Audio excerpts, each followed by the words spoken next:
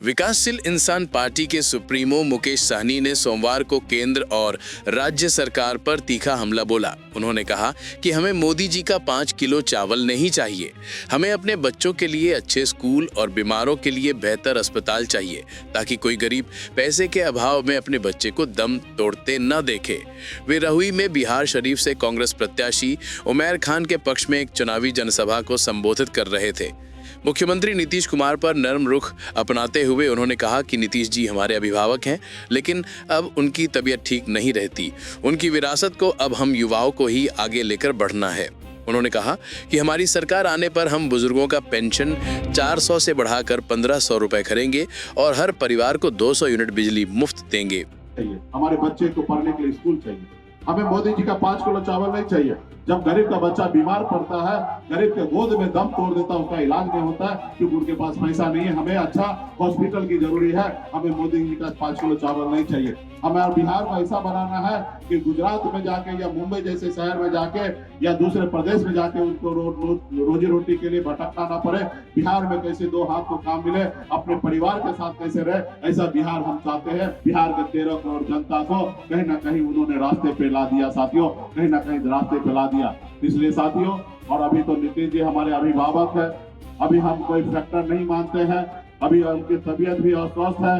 अब मुझे लगता है कि नीतीश जी का विरासत हम लोगों को लेके आगे बढ़ना है और इसलिए बिहार में महागठबंधन की सरकार बनाइए कि आदरणीय राहुल गांधी जी एक मछुआरा का बेटा के साथ जाकर तालाब में मछली मारने का काम किया। बीजेपी वाले को पेट में दर्द हो रहा है कि कैसे वहां पे जा रहे।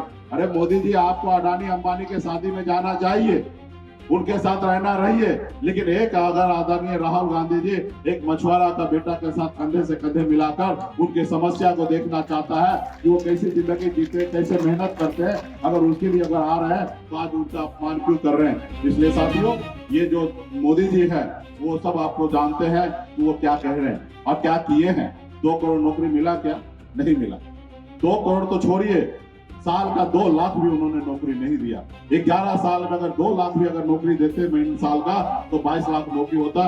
आज उन्होंने 22 करोड़ का वादा किया, वहां पे 0 है। आज देश कहां लेके जा रहा है? देश के 80 करोड़ लोगों को चावल दे रहा है 5 किलो और कह रहा है कि हमारा देश बदल रहा है, देश आगे निकल रहा है। 80 करोड़ लोगों को लाइन में लगाकर 5 किलो चावल आप दे रहे हैं और कह रहे हैं देश आगे बढ़ रहा है। तो हमें ऐसा देश नहीं चाहिए। हमारा देश में हर नौजवान को हाथ में नौकरी चाहिए, हाथ में काम चाहिए, ताकि वो अपने घर परिवार को चला सके। आपका 5 किलो चावल नहीं चाहिए। और इनके भाजपा के लोग कहते हैं कि हम अपने घर से दे रहे हैं। आप बताइए, ये उल्टा है।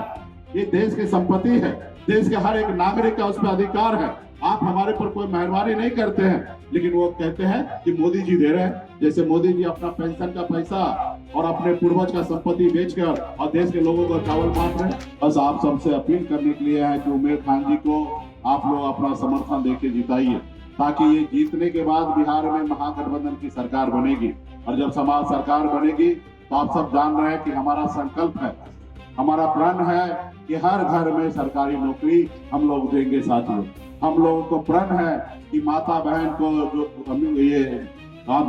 को जो खास करके हमारे माँ बहन मान योजना के तहत 2500 रुपया हर महीना उनको खास करके महंगाई से लड़ने के लिए उनको हम लोग सम्मान देने का काम करेंगे। हमारा बुजुर्ग गार्जियन को वृद्धा पेंशन जो है वो 400 से जो बढ़ाकर 1500 करने का निर्णय हम लोगों ने लिया, लेकिन नीतीश कुमार जी ने उनको कॉपी करके 1100 किए। लेकिन हमारी सरकार बनने के बाद हम 1500 रुपया करेंगे।